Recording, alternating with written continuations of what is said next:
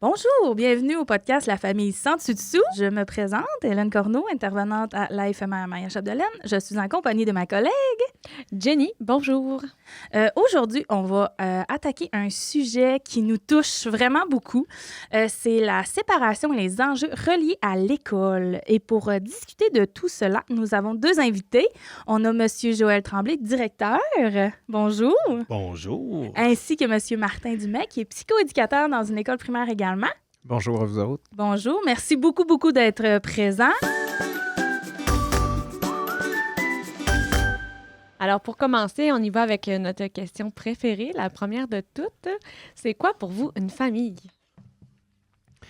Moi, je dirais, Martin Dumais, psychoéducateur, moi, je dirais qu'une famille, c'est, que je décrirais à la fois personnellement et professionnellement, c'est là où est-ce que tu vis les plus beaux moments, mais aussi les pires.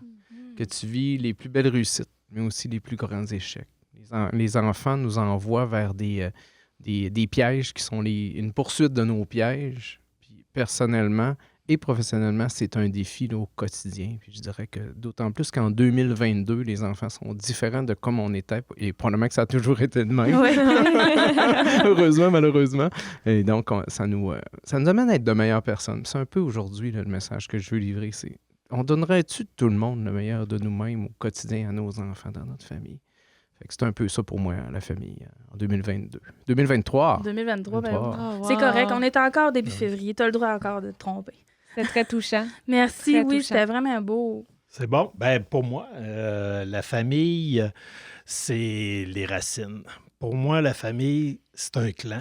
Pour moi, la famille, c'est quand ça va pas bien, c'est ton fort, tu peux y retourner, tu peux aller te ressourcer. C'est ça pour moi, vraiment la famille.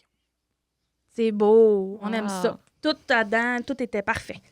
Donc, pour rentrer un petit peu plus dans le vif du sujet, on aimerait ça savoir si vous êtes mis au courant lorsqu'un enfant vit la séparation de ses parents à l'école. Moi, je vous dirais que ça dépend.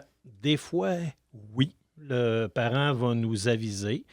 Des fois, il va aviser plus l'enseignant en premier. D'autres fois, ça peut être moi comme direction. Mais je vous dirais que ça dépend. Puis des fois, c'est l'enfant qui va nous le dire Oui. lors d'une discussion ou lors d'un moment. Moi, par contre, je suis souvent en arrière-plan. Là, c'est l'enseignante peut être au front, les éducatrices, la direction peut être plus envers les parents. Souvent, les parents prennent la peine d'appeler la direction. La direction se veut, après ça, établir une vigie là, autour de l'enfant. On en parlera un petit peu plus tard, peut-être. Mais souvent, je suis informé, là, plus s'il y a des manifestations qui nous inquiètent en deuxième ligne, mettons. Ça va avec notre deuxième question. Est-ce que vous remarquez des changements de comportement chez les enfants qui vivent la séparation de leurs parents, tu sais, qui, une semaine, y arrivent, puis là, l'autre semaine, ils sont complètement changés depuis la séparation? Oui et non, d'un sens qu'une séparation, normalement, ça a comme un début, hein, Oui. qui n'est pas Oui. le vrai début, mais qu'on ne le sait pas que c'est un début au moment que ça arrive, mais au moment où est-ce que les parents commencent à avoir beaucoup plus de discordance, moins de gains ensemble, plus de difficultés, plus de dilemmes, plus de conflits, bien, l'enfant, il sent tout ça. Disons que parfois, ce qu'on sait ou ce qu'on réalise, c'est qu'un enfant, mettons que la famille se divorce, bien, on l'avait vu venir d'une certaine façon. Je dirais que mon jargon personnel et professionnel, je dis tout le temps, des parents, ça se divise pas. Fait que quand tu divises un en deux parties, pour un enfant, c'est indivisible des parents. Donc, c'est complexe. Effectivement. Puis on le voit dans la. Tu sais, les enfants, c'est vraiment, là, je vous dirais, comme un peu la température. Là, on voit vraiment dans eux, soit par l'expression de comportement qu'on ne voyait pas avant de ce jeune, ou soit une introspection. Il va être plus à l'intérieur de lui, il va garder ça pour lui. Fait que c'est vraiment là, les manières qu'on voit que les jeunes vont s'exprimer. Oui, c'est vrai. Puis même d'une fratrie, hein, des fois, on le voit, il y en a un des deux qui est super retenu, il se met un petit peu plus à l'écart, puis l'autre va un petit peu plus exploser. C'est quelque chose qu'on peut voir aussi, là, justement, j'aime l'exemple dans la température des enfants. Oui. C'est vrai. Effectivement.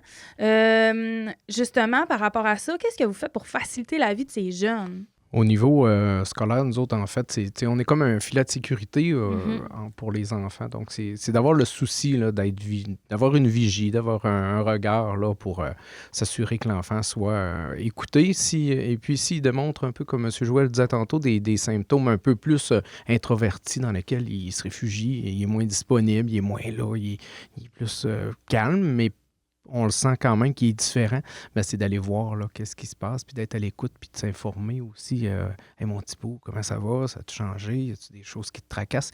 Des fois, l'enfant n'est pas capable non plus de verbaliser vraiment ce qui se passe. C'est un enfant dans un monde d'enfants. Puis moi, ce que j'aime, c'est que qu'on apporte tous les adultes à donner le meilleur d'eux-mêmes. Fait qu'à travers ça, ben, on s'aide tout le monde à aider l'enfant. Est-ce qu'il y a des moments dans la semaine que vous voyez, parce que souvent les gardes, mettons, je pense, le changement de garde se fait, exemple, le temps parental, je devrais dire, se fait le vendredi. Est-ce que vous voyez une différence? Moi, je vois, de mon côté, on observe vraiment une différence, là, soit le vendredi ou soit le lundi. Ouais, c'est des périodes là, qui sont plus cruciales pour les enfants. Fait que, on s'assure vraiment, comme le disait Martin, d'avoir un filet de sécurité pour eux, d'avoir une personne bienveillante, un adulte qui est là, à l'écoute, puis qui est sans jugement, mais qui est là, une oreille qui est là pour lui, pour l'accueillir. C'est vraiment ça qu'on souhaite, puis qu'on fait comme équipe école. Puis les enfants, souvent, ils ont juste besoin d'une écoute, en fait. C'est ça, juste ventiler de tout ce qu'ils ont sur le cœur puis sur le dos, en fait. Là. Ouais. C'est beau. Et c'est quoi les difficultés que vous observez plus chez les jeunes d'aujourd'hui? On parle des jeunes d'aujourd'hui en général? Oui, on voulait y aller général, plus général. Oui. D'accord.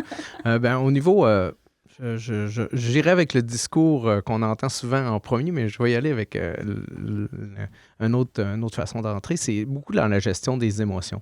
Les enfants ne sont pas soumis, je vais le dire de même, à assez de frustration dans leur vie, dans le sens que les parents sont en avant des enfants. Les enfants ont beaucoup d'abondance. On va avoir des difficultés de plein de nature, parfois financière, relationnelle, tout ça. Mais les enfants vivent quand même d'une abondance. Mais pas dans une abondance de relations humaines, de relations sociales. Et ça manque. On est des êtres sociaux. En tout cas, on se veut se décrire de même et j'espère que ça va rester de même aussi. Oui, on le souhaite tous. Oui. Et donc, pour développer quelque chose, pour devenir bon dans quelque chose, tu dois le pratiquer. C'est pas en faisant une soudure que tu vas être bon la première fois. C'est pas en clouant un clou que tu vas être bon la première fois. Les habiletés sociales, c'est pas ton premier conflit que tu vas devenir bon. Tu deviens bon peut-être après 2000 conflits, admettons. Mais si un enfant, à 5 ans, il en a vécu seulement 24 conflits, il est en deçà de la moyenne. Là. Fait qu'il va mettre la faute sur l'autre. Il ne saura pas qu'il y a des impuissances dans la vie.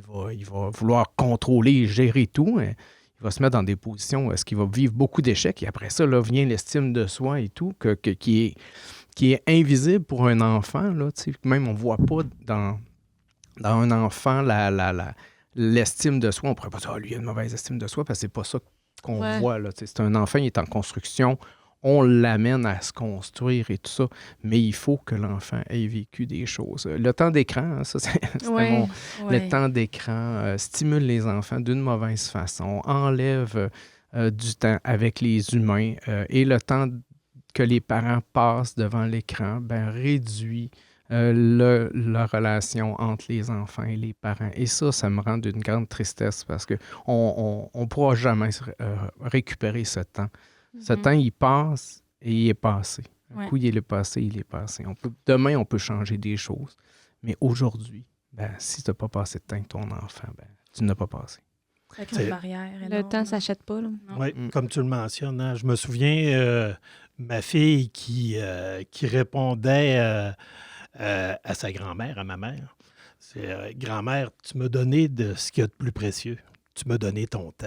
Oh, c'est bien beau. Fait que, tu sais, ça, c'est se ramener à ça, se ramener à l'essentiel, hein, parce que c'est ça, dans le monde où est-ce qu'on vit un petit peu, là, où est-ce que, comme Martin le mentionnait, l'abondance, des fois, on répond aux besoins des enfants, même avant même que le besoin arrive. C'est le besoin matériel, mais on ne répond pas aux besoins émotionnels, aux besoins de passer du temps de qualité, du temps. d'être Simplement. là, d'être là, vraiment, d'être toutes là. Ça vaut de l'or. Mais on dit souvent, pour vrai, ça me fait penser à une des phrases que j'entends le plus dans les dernières années, c'est « faut prendre le temps de prendre le temps ». Mais c'est un petit peu capoté de se dire qu'il faut se le dire, qu'il faut se le rappeler. Je trouve que ça amène une autre réflexion. Et vraiment, parce que, tu sais, on a des enfants qui ne sont pas émotionnellement au niveau qui devrait, ou au moment où qui devrait être. Tu sais, on a des petits qui sont réactifs, qui vont être des petites bombes à retardement, puis que le retardement, il n'est pas si long que ça. Là. Non, c'est ça. Ça explose. Souvent, en Souvent, fait. C'est souvent. ça. L'explosion est fréquente. Vraiment. D'autres implosent. Oui. On ne verra pas les dommages tout de suite, là, mais C'est des ils sont petits volcans. aussi importants. Oui. Tout à fait. C'est des petits volcans. Il y a des petites bombes et des petits volcans. Mais tu sais, un n'est pas mieux ou pire parce que les deux, à un moment donné, ils vont avoir quelque chose qui va jaillir. Tu sais. Ce que j'ajouterais aussi, c'est qu'on a présentement une difficulté avec la position des adultes avec les enfants. Dans le sens que je ne sais pas si c'est parce que les parents veulent développer une relation de simili-amitié, comme ce qu'on ne parle pas au simili-poulet, mais que je trouve quand même intéressant à dire. Oui, c'est vrai. Dans le sens qu'un parent restera toujours un parent et il doit respecter le contrat qu'il a signé, qui s'est engagé malgré lui ou avec pleine conscience d'avoir un enfant. Et il restera parent à travers les écueils, à travers toutes ces difficultés. Et ça, c'est un contrat qu'il faut qu'il respecte. Le fait que les parents sont moins des parents, on en reviendra tantôt au niveau de l'encadrement et de tout, de leur rôle et à travers la séparation aussi. Le fait que l'enfant s'associe par les pères, et ça, c'est un gros problème qu'on a en 2023. Les enfants, même à l'école, se font rire entre eux et ont beaucoup de plaisir, même si le prof, finalement, dit « Regardez-moi », l'enfant, il peut dire d'une manière inconsciente « Excusez, madame, j'ai quelque chose de réglé. J'ai mon chum à côté, puis on a bien du fun. Ouais, c'est ça. Faudrait qu'on ait fini notre fun avant de vous écouter. » Et là, nous autres, on comprend pas ce que l'enfant fait, mais l'enfant a comme pas eu les parents, mettons, pour dire « Ah, moi, il faut que j'écoute les adultes. » Parce que c'est les adultes qui doivent diriger les enfants. Une société qui aurait, comme on s'en va présentement, d'enfants qui dirigent des enfants et qui s'influencent entre eux autres, c'est dangereux. Parce qu'un enfant, c'est des grandes émotions. Ça l'aime à la folie, mais... Dans l'inverse, ça déteste à la folie. C'est dans le primitif beaucoup, là. Oui. Émotions, là. Puis un enfant en bas de 5 ans, c'est une émotion à la fois. Fait que s'il ne l'a pas développé, comme M. Joël disait tantôt, comme on n'a pas développé, on n'a pas eu assez de relations sociales, bien, il est encore, mettons, à 8 ans, à une émotion à la fois. Et là, c'est dangereux parce qu'il est plus grand, il est plus costaud, il y a plus de vocabulaire, il y a plus de choses. Et donc, l'ascendant adulte-enfant n'est pas là. L'association par les pères est là. On a 2 pièges en 2023. Et oui, ça m'inquiète. Effectivement. Puis juste pour les auditeurs, quand tu nommes les pères, c'est pas les papas, c'est les pères P-A-I-R. Je tenais quand même à faire une nuance importante pour pas que les gens soient confus. C'est effectivement, important. c'est vraiment les pères P-A-I-S. Merci. On voulait savoir aussi, qu'est-ce que vous trouvez difficile dans le fait de travailler avec des jeunes dont leurs parents sont séparés? Là, on a parlé des difficultés plus générales, mais là, on aimerait ça savoir vraiment les enfants que vous savez que leurs parents sont séparés. Qu'est-ce que vous trouvez le plus difficile dans tout ça? Ben, moi, de mon côté, je vous dirais, c'est la communication. Parce que souvent, l'enfant va être un petit peu perdu dans ça. Ce soir, je vais chez papa, ou je vais chez maman. Il vient que, tu sais, il ne sait plus, puis il ne sait plus pour vrai. Oui, c'est ça. Fait que, tu sais, c'est d'avoir une bonne communication avec les parents pour s'assurer, tu sais, d'abord de la sécurité, puis qu'on l'envoie à la bonne place à prime abord pour pas que... Puis de le sécuriser que, non, c'est maman qui vient aujourd'hui. Fait que, tu sais, quand on a une bonne communication, bien, nous, en aval, on est en possibilité de mieux agir avec le petit pet. Moi, ce que je trouve le plus difficile, c'est bon, M. Joël, ce que vous dites, je suis d'accord, c'est la détresse. Hein? On a la détresse des parents qui est difficile, puis on n'est pas optimal quand on est en détresse. Hein? Si on va pas bien, ben c'est dur de donner le meilleur de nous-mêmes. On réussit de donner le meilleur de nous-mêmes, mais des fois, on réussit à un pourcentage qui est moindre que si ça va bien.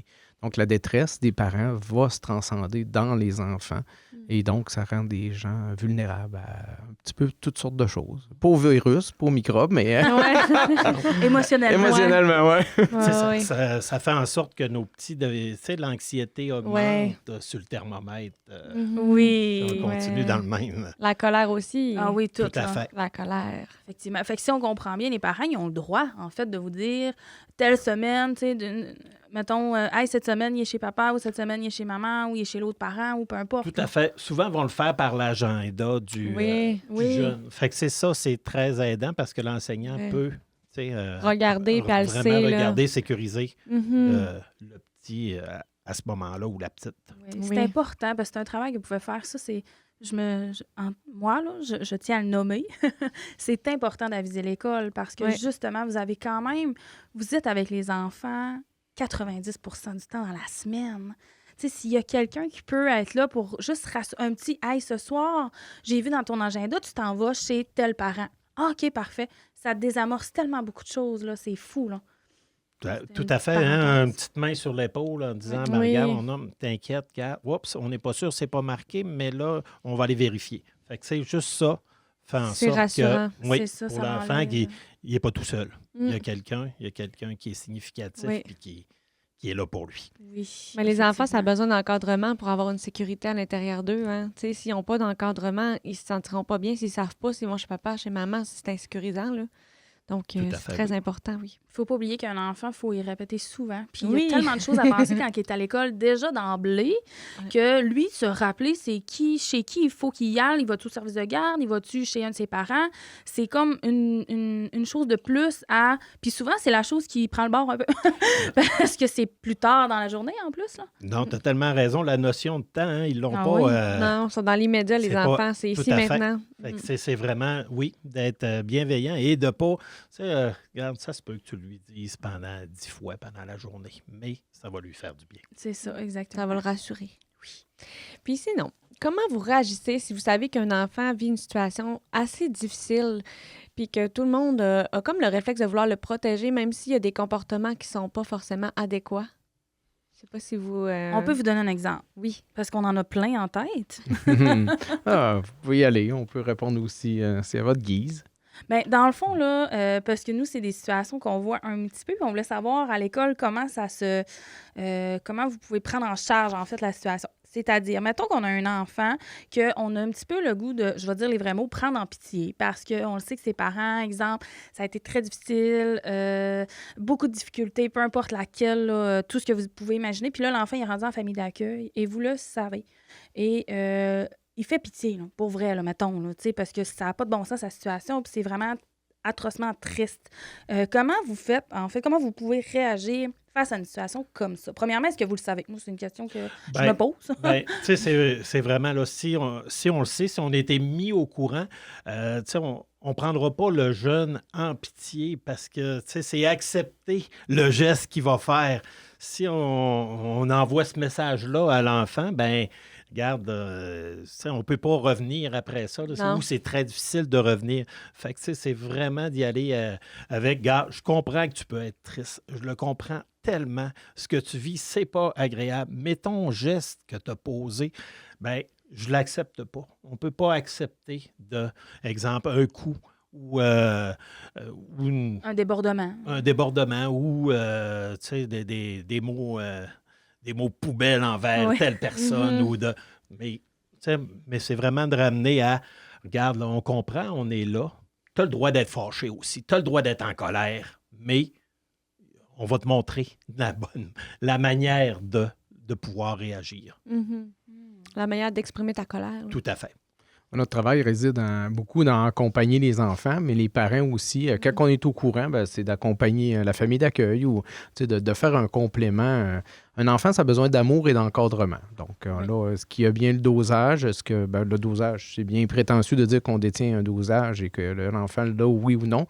Mon travail, moi, réside beaucoup dans la façon de me faire un bilan des besoins de l'enfant. L'enfant nous dit quoi? Donc, on n'est pas là pour tout faire. Mais on est là pour réfléchir, par exemple. Il faut dire, moi, j'y donne, il y a besoin de ça, il y a besoin de ça. On se parle en équipe. Et puis, un comportement, ça parle. Hein. Si on fait quelque chose, on le fait pour une raison. Un enfant, ça fait des choses par raison aussi. Et ça, Toujours un besoin en arrière. Il y a un besoin en arrière. Vraiment. Puis comme tu dis, Martin, puis de l'expliquer à l'enfant aussi, ça, mais de l'expliquer aussi aux parents. Tu sais, regarde, on agit de telle façon, ou quand tu y vas de telle manière avec, regarde qu'est-ce qui peut arriver, puis...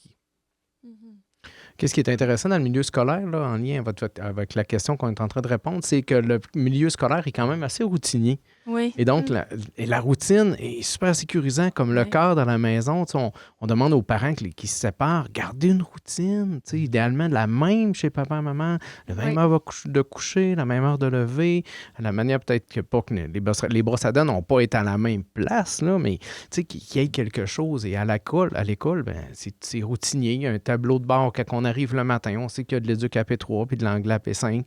Et c'est comme ça, c'est très sécurisant de prendre un enfant puis de l'accompagner à travers ça. Ça fait du sens. Parce que là, on a la routine à la base. L'école est routinière. La cloche sonne. On va au récré.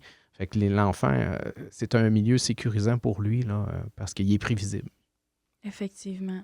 Tout à fait. Puis tu le mentionnais, là, que ce soit l'accueil ou le départ de l'école, c'est de l'accueillir avec un sourire. Mais la même chose à la maison. Hein? Quand tu arrives à la maison puis qu'il y a quelqu'un qui t'accueille, ta maman, ton papa ou ton frère avec un sourire, ça fait la différence. Là. Ah oui. Que le parent dise le matin, quand tu t'en vas à l'école, une belle journée, j'ai tellement hâte de te revoir puis que tu vas me raconter qu'est-ce qui s'est passé. Ça donne l'envie à l'enfant de y aller, mais de revenir aussi avec plein d'histoires. Même chose de notre côté au niveau de l'école. Quand on accueille les enfants le matin, puis à la sortie, regarde, j'ai tellement hâte de te revoir demain. Là. Hey, tu vas avoir tel sport ou tu vas avoir on va s'en reparler. Fait que, pour le jeune, là, c'est un beau complément. C'est un beau travail d'équipe aussi avec le parent puis l'école. Oui, c'est important, en fait, là, qu'il y ait un travail d'équipe. Tout à fait. Effectivement. On voulait savoir aussi, est-ce que vous auriez justement, sur, mettons, la même lancée, là, est-ce que vous auriez des conseils, suggestions pour les parents qui viennent ou qui veulent, ça c'est pareil, puis qui pourraient aider vraiment beaucoup, mettons, le personnel scolaire et par le fait même, évidemment, les enfants? Ouais, j'ai ma petite idée un peu, là. J'ai mis à la question. Donc, j'ai eu quelques temps pour réfléchir, là. J'ai trouvé ça intéressant. J'ai cherché, j'ai trouvé un mot. Okay. Coparentalité. Oui. En fait, les parents qui se séparent doivent développer une nouvelle relation.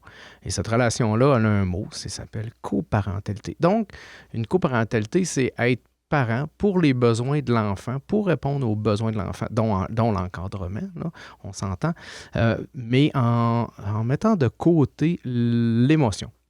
Donc, en fait, on se centre plus sur... On était une famille assemblée dans la même maison, sous le même toit, avec 3 chambres à coucher. Non, ce n'est plus la réalité.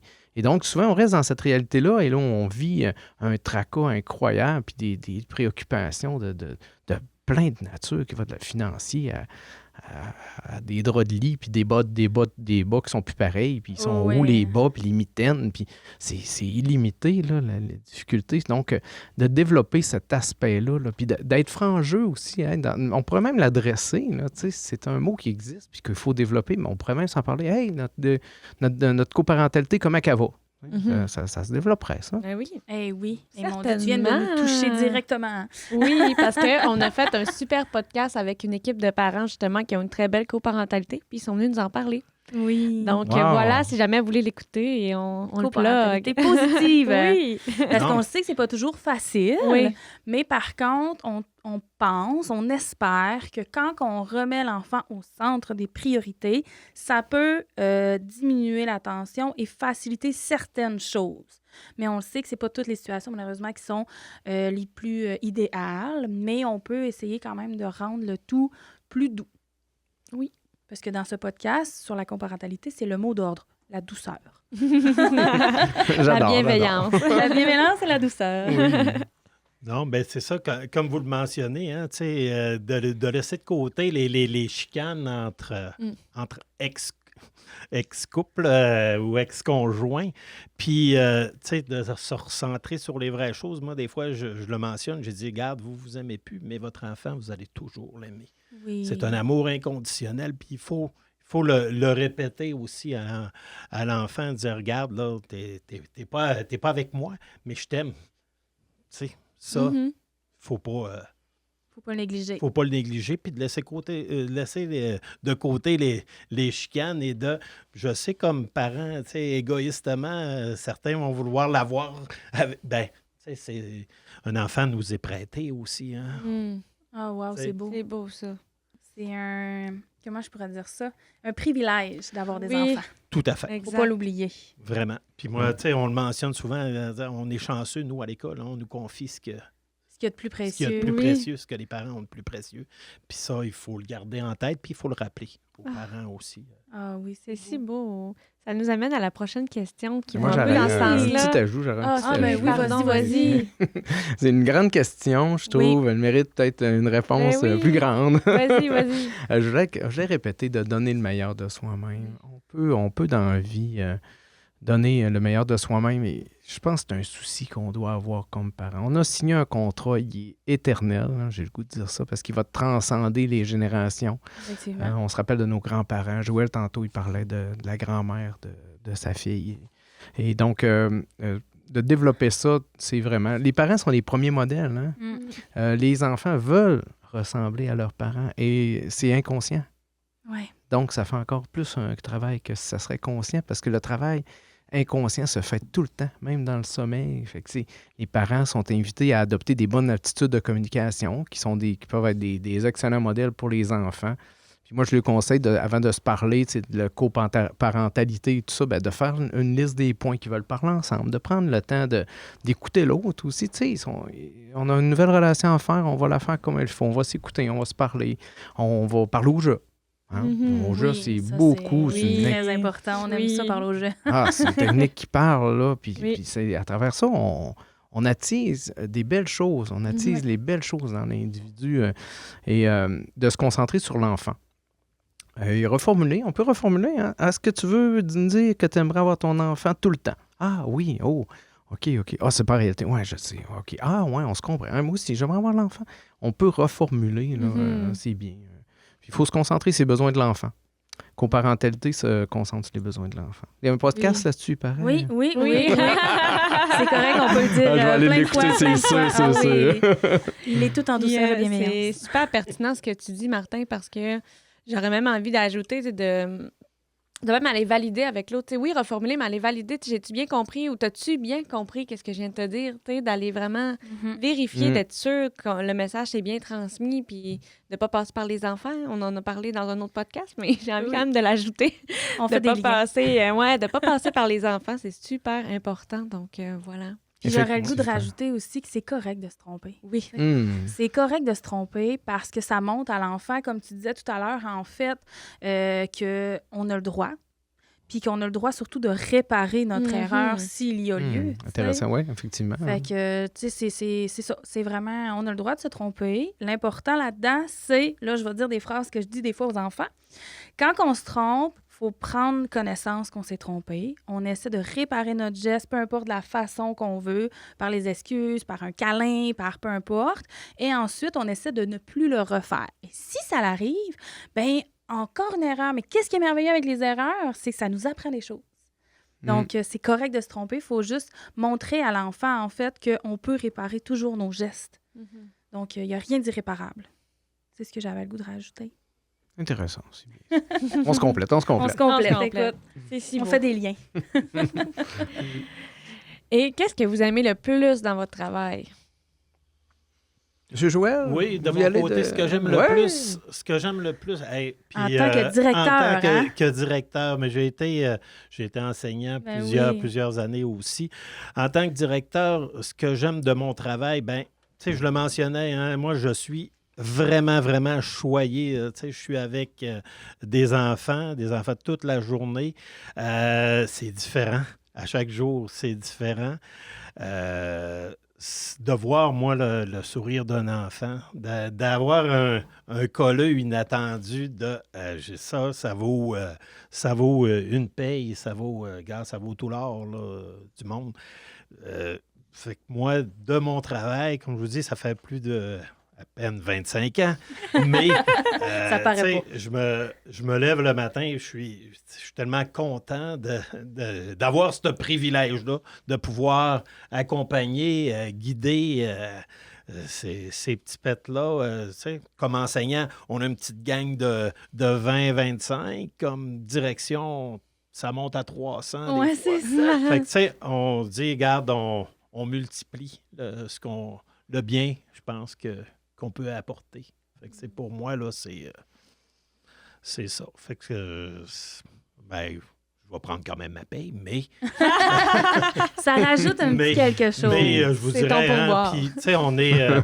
c'est ça. Moi, je vous dirais, regarde, c'est une passion qu'on doit nourrir aussi, parce qu'il y a des moments où est-ce que, oups, la fatigue, on la voit apparaître, mais je vous dirais que, grosso modo, là, tu sais, c'est tellement énergisant que, regarde, on prend les moments qu'on a, on le sait, on se prépare aussi quand on arrive à la relâche, quand on arrive à la période estivale, mais on fait le plein pour arriver prêt pour ces enfants-là, puis ils le sentent, hein, ils le ressentent quand tu es bien, quand tu es là pour les vraies choses. Pour eux. Effectivement. Puis le personnel, en fait, en tant que directeur, non seulement tu es là pour les élèves, mais tu es là pour le personnel également. C'est quand même important aussi. Vraiment, ça aussi, regarde, c'est un privilège, tu sais, d'avoir une quarantaine de personnes qu'on a je dirais, à nourrir aussi. Ouais. Tu sais, j'aime pas le mot diriger, mais c'est nourrir, côtoyer. Ouais. Tu sais, on est ensemble, on est tous ensemble. Moi, quand je parle à peu importe la personne, que ce soit le concierge, on est au même niveau. On est ensemble pour les enfants. On est une équipe. Ouais. On est des coéquipiers. Fait que c'est juste le salaire qui change un petit peu. Une petite légère différence. De rien du tout. Moi, comme psychoéducateur, ce que j'adore, Monsieur Joël, merci, le sourire des enfants, c'est ça. Ah, ouais. mon Dieu Seigneur, je suis né pour ça. Là, hein. J'adore un sourire, moi, ça me nourrit. C'est ma paye. À choisir entre un sourire puis une paye d'une journée, je prendrai un sourire. Ben oui. Puis, ce que j'aime beaucoup de mon travail, là, en fait, c'est autant auprès des enfants, des adultes, c'est de les aider à trouver leur recette pour être heureux. Pour être le plus heureux avec ce qu'ils ont, en fait. Et chacun doit trouver sa recette. Oui. Ça, c'est pas facile. Non. Mais ça, c'est le fun de le comprendre. Puis de le faire, ben là, c'est vraiment encore plus intéressant. Quand un parent travaille en collaboration avec moi, puis qu'on devient, puis qu'on travaille en équipe, là, le travail d'équipe, moi, j'ai une phrase là, qui est peut-être galvaudée ou d'un certain sens, mais ensemble, tout seul, tu vas plus vite, mais ensemble, on va plus loin. Tu sais. Oui. On est plus efficace ensemble. Parce que quelqu'un qui baisse les bras, ben l'autre, probablement qu'il ne baissera pas en même temps que nous autres, ça serait. Puis dans ce temps-là, ben, on fait une force, là. On fait une force, puis ça fait la différence. Effectivement, je suis pas mal sûre que vous faites une énorme différence dans la vie de ces petites étoiles grandissantes. On espère. On le fait avec notre cœur. Fait que c'est... Mais ça paraît, on effectivement. l'entend. Oui. C'est une belle passion que vous transmettez à plein de gens. Je trouve ça beau. Finalement, qu'est-ce que vous souhaitez pour les jeunes de votre école dans le futur, à ces millions de petites étoiles grandissantes? On dit, on a-tu un autre 2 heures? Ou... Ben vas-y, on va le prendre. Je laisse la parole à M. Joël ou j'y vais? Moi, ce que je souhaite, qu'ils prennent conscience qu'il y aura toujours il y a toujours de l'espoir, il y a toujours... Tu sais, gars, on peut toujours s'en sortir, même quand le moment est plus difficile, même si on voit tout noir dans le moment présent, puis qu'il y aura toujours des adultes pour eux, quelque part, bienveillants, puis qui vont être là pour eux, qui vont les accueillir, puis qui vont... C'est ça, qui vont être là pour eux, qui ne seront jamais tout seuls, même si des fois ils peuvent le penser dans des moments Plus difficile. plus difficiles, tout à fait. Je souhaite de croiser des gens qui vont les influencer, qui vont les tirer par le haut avec leur qualité et non le feu et blesse. Je le souhaite d'avoir un papa à la maison qui se coltaille, qui joue à cachette, qui les regarde, qui les dit qu'il les aime, qui est à l'aise d'être avec ses émotions Être capable de leur dire que ça existe, puis c'est bon s'ils pleurent. Je leur souhaite plein de choses. Je leur souhaite de jouer au moins 2 fois par semaine, 15 minutes par jour, par fois. Donc, c'est 30 minutes, papa, maman. Jouez 30 minutes par semaine avec votre enfant et la vie sera changée. Je souhaite à tous les enfants que leurs parents jouent avec. Tout ça. Je leur souhaite moins de temps d'écran. Je veux pas que le cerveau, le développement du cerveau soit ralenti. Je veux qu'on soit des humains en plein potentiel. Je veux qu'on se développe comme il faut. Et ça, c'est pas compatible avec le temps d'écran. Donc, il faut couper là-dedans. Je leur souhaite ça. Je souhaite que les parents prennent le temps de les aimer, mais aussi de les encadrer avec constance, cohérence, clarté puis de la compréhension. Je suis un peu saccadé un peu dans ce que je lui souhaite, mais c'est vraiment un message que je veux parce qu'un enfant, là, on le sait, ça l'écoute des films parfois 17 fois. Il me demande encore la sirène et c'est parce qu'il aime ça, que ça soit prévisible. Et donc, il sait que la sirène va tomber à l'eau après 3 minutes. Et ça, c'est sécurisant de savoir que la vie se présente sous la même forme de plus en plus souvent. Puis l'enfant, là, il se calme quand c'est de même. Fait que si on est capable d'appliquer un cadre constant, cohérent, que l'enfant comprend, puis qu'on le fait avec bienveillance, on va faire des humains. Puis je souhaite ça à mes élèves, aux élèves de l'école, puis de tout le Québec, de toute la planète, en fait. Là, on pourrait avoir des humains bien développés, bien adaptés. Là. Vraiment, moi aussi, je leur souhaiterais de passer des beaux moments. Moi, je me souviens comment j'ai été. Je me souviens pas ce que l'enseignante m'avait dit. J'étais en première année, mais je me souviens comment j'étais bien, comment ce qu'elle m'accueillait. Je me souviens que Mme Thérèse Bagat, puis elle reste une place, je m'en souviens, même rendu à 50 ans. Je le souhaite des beaux moments comme ça. Je le souhaite des beaux moments à la maison. Je le souhaite d'écrire leur histoire avec les moments qu'ils vont passer avec leurs parents. C'est ce qu'il y a de plus beau, puis que leur histoire, ça leur appartient, puis que c'est merveilleux. Hey, je t'émotive. Moi aussi. Vous avez fait monter nos larmes dans nos yeux. C'est tellement beau. Ça n'a pas de sens. C'était trop touchant. Hey, on est vraiment émotifs. Ben oui, c'est tellement beau. Mon Dieu, hey, c'est pas le premier, puis ouf! Ouais, on fait un travail de cœur, hein? Ben on fait pas un travail de tête. Mais c'est parce que vous le nommez tellement avec passion que je pourrais vous écouter encore pendant des heures, mettons. Ton 2 heures, je le prendrais, là. Mais c'est parce que ça fait du bien. Je trouve même en tant qu'adulte d'entendre ça. Parce que là, on le souhaite à des jeunes, mais moi, je le souhaite à tous les humains. Je vais dire comme toi, en fait, M. Martin, parce que même en tant qu'adulte, on peut croiser des gens sur notre route qui vont nous faire du bien, même si c'est tout noir, que ça va faire une petite lumière, justement, dans notre journée, puis peut-être même dans notre vie simplement, en fait. Là. Fait qu'on dirait que c'est pour ça que ça me touche autant. On est la lumière de quelqu'un, hein? Oui, toujours. Oui. Effectivement. On est tous des gens de cœur, en fait, présentement. Là. C'est sûr qu'en tant qu'intervenant, direction, peu importe, travaille dans les écoles, on travaille avec l'humain. Un parent, un grand cœur aussi. Oui. Un cœur marqué au fer rouge pour son enfant, pour toute la vie. Effectivement. On est tous, si on réussit à passer par le cœur, c'est passer par la bonne place. Tout à fait.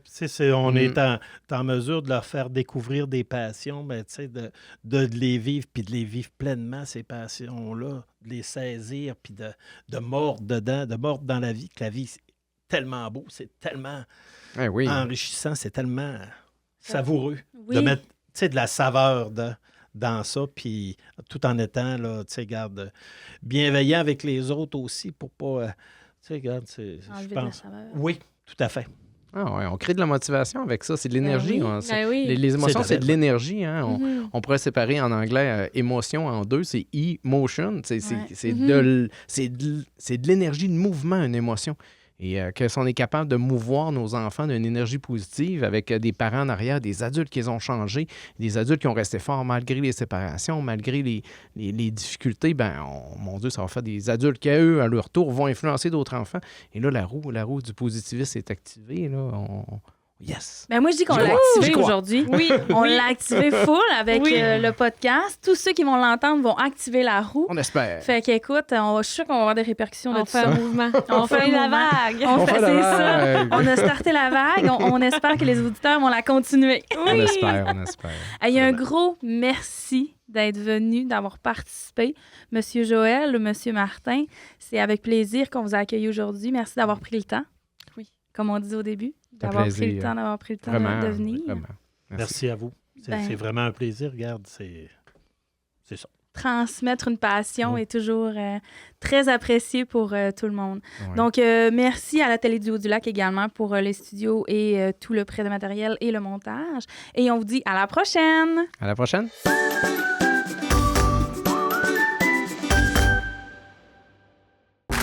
Ce balado est produit en collaboration avec la Télé du Haut-du-Lac.